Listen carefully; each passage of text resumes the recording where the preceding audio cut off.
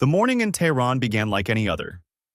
The city was calm, the streets slowly filling with traffic, and inside a guarded compound, Iran's supreme leader walked into what was expected to be a routine meeting. Minutes later, everything changed. Breaking news reports confirmed that Ayatollah Ali Khamenei has been killed in a coordinated strike carried out by the United States and Israel. But the real story tonight is not only the strike itself, it is the long and complex operation that made it possible. According to a detailed investigation recently reported by the Financial Times, the operation did not begin days or even months ago. It began years ago, with surveillance so extensive that Israeli intelligence gradually built a near-complete picture of life inside Tehran's most protected circles. This was not a typical espionage effort focused on a few officials or intercepted phone calls. Instead, investigators say the operation reached deep into the infrastructure of the city itself. Israeli intelligence reportedly gained access to Tehran's traffic monitoring system, giving them entry to a network of surveillance cameras across the capital. Ironically, many of those cameras had originally been installed by the Iranian government to monitor its own population, tracking protests, movements, and dissent. But those same systems, once compromised, became an intelligence goldmine.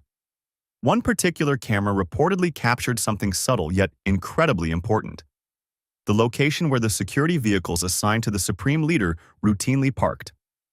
That small detail opened the door to a much larger analysis. Over time, analysts began studying patterns. What time did the security teams arrive? Which guards drove which vehicles? Where did they park? How often did shifts change? Who traveled together and who stayed behind?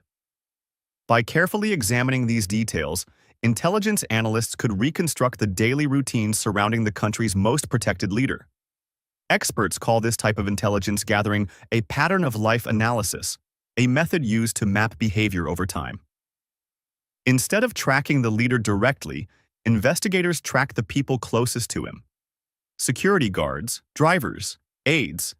Every movement, every route, every schedule gradually became part of a growing intelligence database. Leading much of this work, according to the report, was Israel's elite cyber intelligence division, Unit 8200. Massive amounts of information were processed using advanced analytics and artificial intelligence systems. Billions of data points, from communication signals to movement patterns, were fed into these systems to create detailed relationship maps and behavioral models. The goal was simple: understand the network around the leader well enough to predict when the moment of vulnerability would appear. And eventually, that moment arrived. Sources say that on the day of the strike, communications near the compound began behaving strangely. Cellular connections were disrupted, calls failed to connect, and security teams struggled to reach each other. At the same time, intelligence agencies monitoring the situation confirmed that Khamenei was present inside the compound and meeting with senior officials. Reports indicate that the confirmation came from multiple sources, including electronic surveillance and a human source on the ground. Despite warnings that an attack might happen at some point, the timing appears to have caught Iranian leadership off guard. Officials had reportedly anticipated a strike under different circumstances, perhaps at night or during heightened military tensions. Instead, the operation unfolded in broad daylight. The strike itself was swift.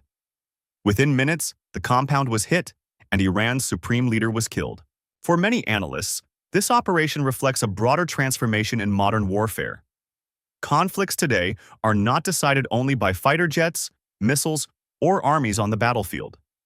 Increasingly, they are shaped by information, by years of silent monitoring, digital infiltration, and data analysis. Israel has built a reputation for precisely this type of long-term intelligence strategy.